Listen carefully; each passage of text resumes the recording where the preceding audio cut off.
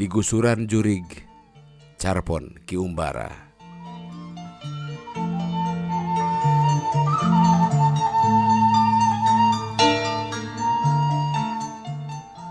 Ari batur mah cenah asa boga hutang teh mun kaliwat salat kuring mah lain nyaeta mun aya lalajoaneun teu lalajo teuing atuh. Damun ngadenge suara goong teh ceuli ngadak-ngadak rancung, suku ngadak-ngadak garetek, keur digawe oge teh oleh eleke sekeng. Lain kanu deket-deket bae malah. Kanu jauh oge ari ngadenge beja mah tara teu mangkat. Mun teu mangkat teh nyaeta saboga hutang. Lain babasan, poek dibelaan ooboran, hujan dibelaan papayungan teh. Jeung tara gumantung ka batur deui. Batur marek ini trek henteu.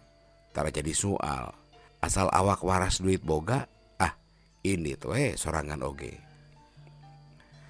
Lain sakali dua kali, tampolana keur gering oge kuring mah ari ngadenge sora goong teh sok kadak-kadak cager.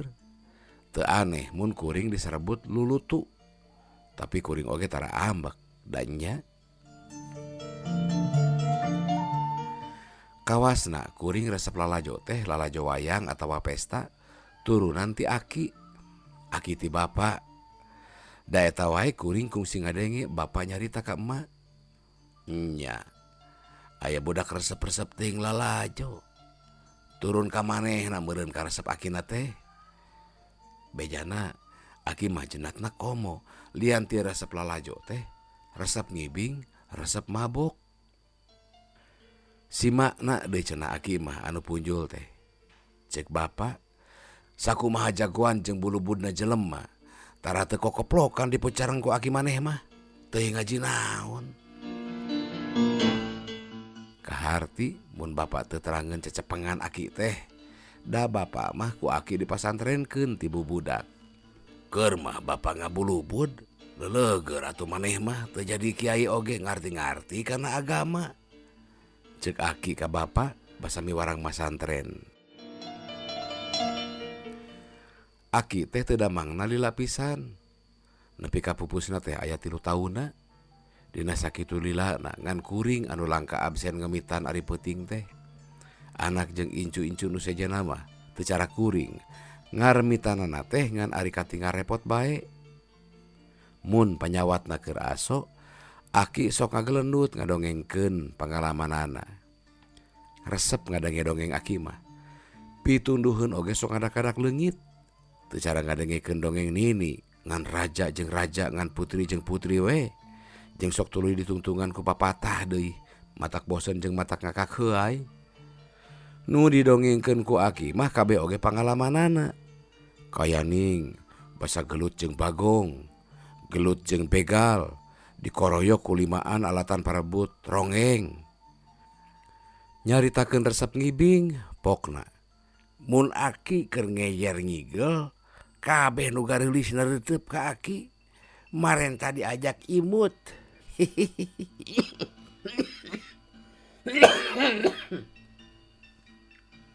Geus 5 tahun aki teh pupusna.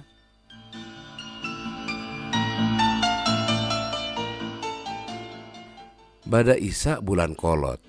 Di langit aya hujan, pihujaneun ngagarayot, gangginggung sora goong di desa sadaraja. Geus kadenge hawar-hawar ka bawa angin riri. Suku geus kakejetan, hayang jung geura init. Tapi bapa can sumping keneh bae ti masigit. Teuing tuluy ka mana? Ari rek init bae karunya emak sorangan keungeun. Babaturan tangtuna oge geus birat marangkat. Kacipta nu baroga kabogoh ngegiringkeun kabogohna. Kuring geus teu ngeunah cicing. Kurutak bapa sumping, lakadalah cek hate. Tuluy ka mana bapa teh?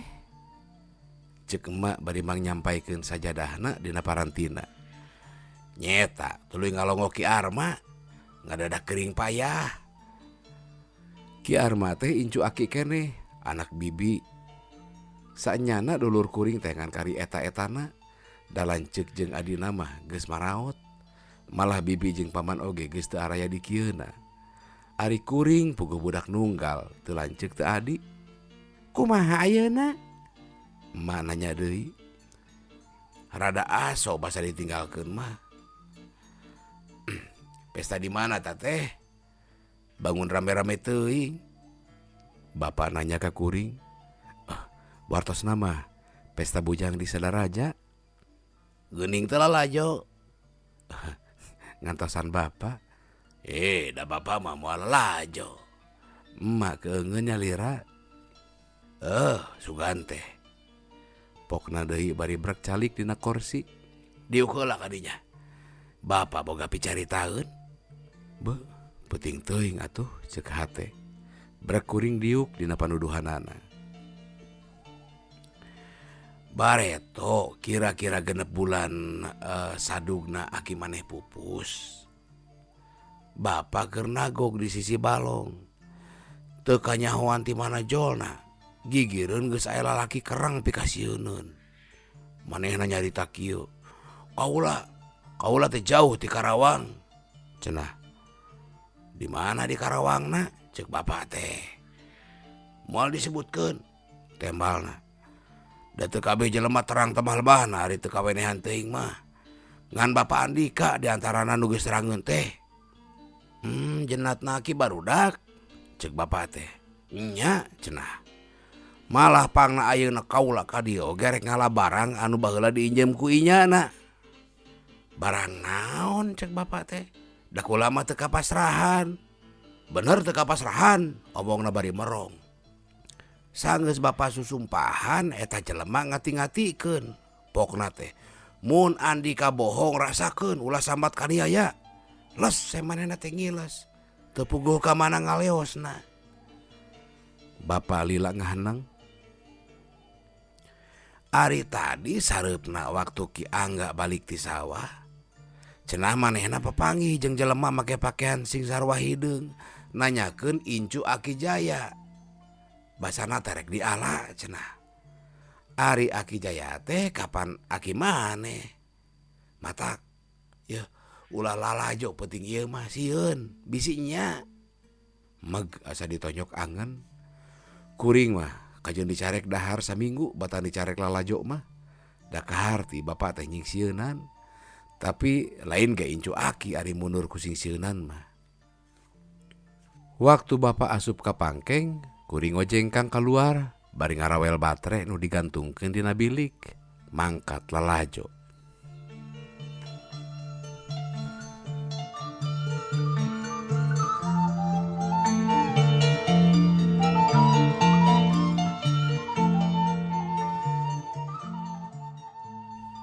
Babaturan geus teu aya sapotong-potong acan, kabeh geus naringalkeun. Poek letek jeung praspris deui. Samping dibebentingkeun, baju diparet dikancingkeun, totopong ditergoskeun. Gidig leumpang ngadigdig. Geus jauh ti lembur mah teu poek teuing, rada oge remeng-remeng. Goak ngabeluk satakar tanaga.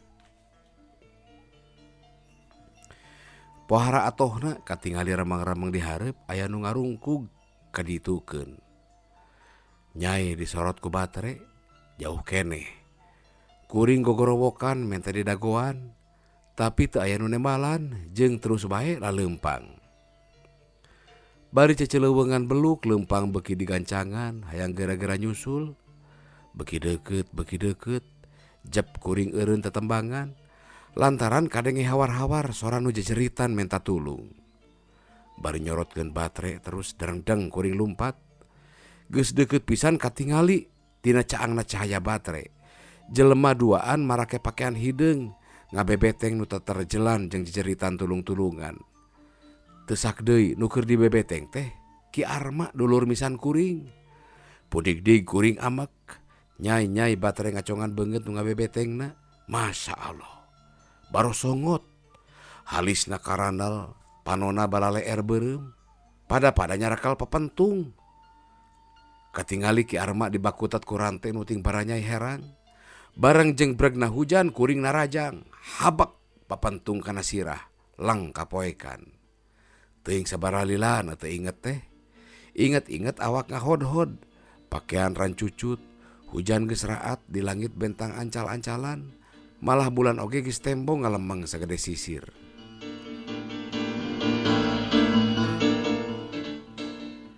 Sirah karasa lieur, tapi kuring maksakeun balik sasat ngorondang. Nepi ka imah kuring mak-maan menta dilaan tulak. Kulu terak tulak dibuka, berai panto muka. Lain emak nu muka teh tapi anak tetangga. Nyineh. Geuning nyai. Ari emak ka mana? Ceuk kuring ka nyineh. Geus biasa pisan mun emak jeung bapa arangkat wengi sarta kuring teu aya di imah teh. Nyineh sok kapetok nungguan. Tadi aya nu nyusulan, cenah Ki Arma maot. Leng. Goledag kuring bebeutkeun maneh kana tempat sare. Sirah lenglengan di tengalian kararoneng. Ti harita kuring teu hudang deui terus gering. Berang peuting di tarungguan. Emak teu eureun-eureun nangis. Bapa katinggalna nguyung pisan. Mun peuting taya kendatna kudu ngaraos. Nu ngalandongan mah ngalandongan. Ngeseh unggal malam Jumaah. Tapi inget keneh harita teh bada Isa. Nu ngaraos reang keneh. Torojol, gulang-gulang duaan. Marake sing sarwa hideung. Nusa urang ngajingjing rante munggah babaranyayan bodas. Nusa urang deui nyekel papentung. Ningal beungeut-beungeutna ras kuring inget kanu ngabarebeteng Ki Arma bareto. Bari teu ngomong sakemek, reketek leungeun kuring dibakekeng.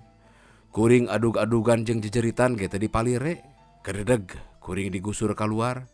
Kadenge emak aluk-alukan nu sajen reang maridangdam. Diburuan nyampak kuda belang sadua-dua. Kuring ditaekeun kanu hiji. Salah seorang gulang-gulang teh mancal kana kuda nu ditumpakan ku kuring diuk tukangeun. Nu saurang deui nyorangan. Kuda digaredig ditegarkeun. Cijoho, Cilimus, mengkol ngenca ka sumber, Paselaran, Palimanan. Brai beurang teh geus nepi ka kadipaten. Anehna, najan kuring jejeritan tulung-tulungan sapanjang jalan, kabeh jelema anu kaliwatan saurang oge taya nu mirosea. Arongkoh-ongkoh we. Ti kadipaten terus ka Nyalindung. Liwat kota Sumedang mengkol ka Katuhu mapai jalan desa, beras ka Subang. Ti Subang ka Kalijati, Cikampek, Dabuan, Jog ka Karawang. Gamplang kuring ditenggel sirah satakerna. Leng teu inget di bumi alam.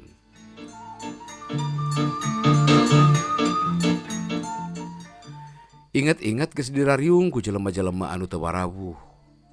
Ningali beungeut-beungeutna bangun anu careuceubeun pisan ka kuring teh. Di antarana aya saurang nu geus kolot pisan. Awakna kuru kawas rorongkong.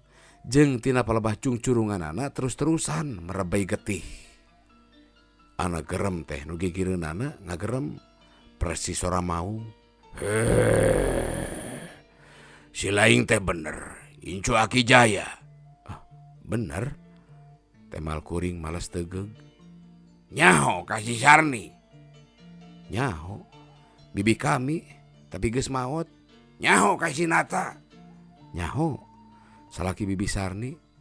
Oge geus maot. Nyaho kabeh anak Bibi Sarni jeung Mang Nata. Kabeh geus maraot. Nyaho? Kabeh digusuran ka dieu. Hah? Bongan, Aki maneh, Aki Jaya. Teu nuhonan jangjina.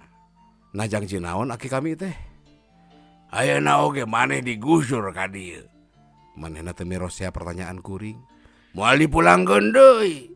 Mun maneh cara dulur-dulur bibi jeung paman maneh teu bisa nuduhkeun di mana disumputkeunana barang nu dijanjikeun ku Aki maneh rek dipulangkeun deui ka bapa kami. Naon barangna teh? Sakali deui manehna teu mirosea pertanyaan kuring. Kalah kapokna. Baheula. Aki maneh meredih ka kokolot kami di dieu sangkan dibere jimat anu maunatna matak dipika gigis ku sasama. Nya dibere. Kalawan perjanjian kahiji. Anak incuna teu beunang di pasantrenkeun. Kadua, sanggeus Aki maneh maot eta barang kudu dipulangkeun. Naon sababna anak incuna teu beunang di pasantrenkeun teh? Lantaran nu ngigama mah moal bisa digusur ka dieu. Seperti bapak jeung indung maneh. Untung nu sejenna mah teu ngarigama, maneh oge henteu. Memang Bibi Sarni Mang Nata anak-anakna teh henteu ngarigama pisan. Nya kitu deui kuring. Kakara kuring ngarasa hanjakal. Meureun mun kuring bareto daek mah dipasantrenkeun ku bapa, ayeuna teh moal kasarad kieu. Ayeuna gimana geus maot. Geus aya 5 tahunna. Tapi eta barang teh lain dipulangkeun, tapi malah disumputkeun. Ayeuna kami rek nanya, di mana eta barang disumputkeunana? Mun maneh teh bisa nuduhkeun, tangtu sirah maneh baris dipake tatapakan di dieu. Cara bibi, paman jeung dulur-dulur maneh. Nya, naon atuh barangna teh? Tuh teh nyo. Bari nunjuk ke aki-aki nu kawas rorongkong teh. Geus mang tahun-tahun bapak kami disiksa. Ditek-tek tungtung cucurunganana ku kokolot. Paneuk teukanana dibikeun ka aki maneh, dijieun jimat teh. Ayeuna eta kokolot nu telenges teh geus diganyang ku kami sararea. Kurahayatna pok sebutkeun, di mana disumputkeunana eta barang ku aki maneh? Lang kuring inget-inget.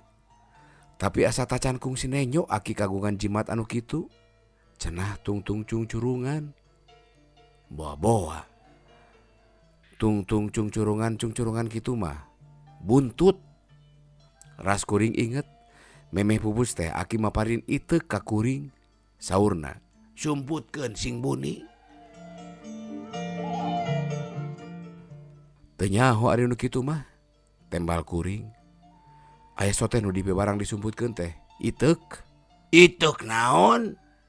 Waregu. Kumaha rupana? Loreng-loreng kawas buntut maung. Nya eta. Heuh, omongna giak pisan. Nu sejenting curing hak komo si aki mah. Di mana ayeuna? Di imah, diselapkeun jeraun bilik. Gancangna eta jelema nyalukan gulang-gulang nu nyaruli kuring. Maranehna dititah mulangkeun kuring bari nyokot iteuk teh. Kuring ditaekeun deui kana kuda, cara tadi basa dibawa ti imah. Berengbeng kuda dilumpatkeun.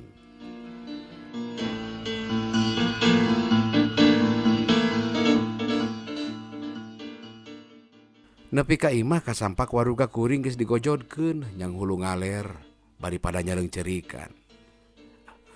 Itu iteuk warga jeroan bilik penyanakeun, alungkeun kaluar kana poek. Ceuk kuring bari nunjuk. Puguh bae anu ti bubur anyat, malah teu saeutik anu lalumpatan sarieunun. Hirup deui. Allahu Akbar. Kolot-kolot mani recok. Uak merebot ngojengkang, ngadudut iteuk tina jeroan bilik sakumaha panuduhan kuring.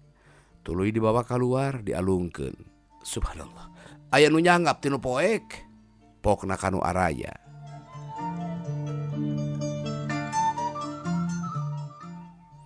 Ti harita kuring cager deui. Ayeuna kuring jadi bakal salat da sieun kasara deui.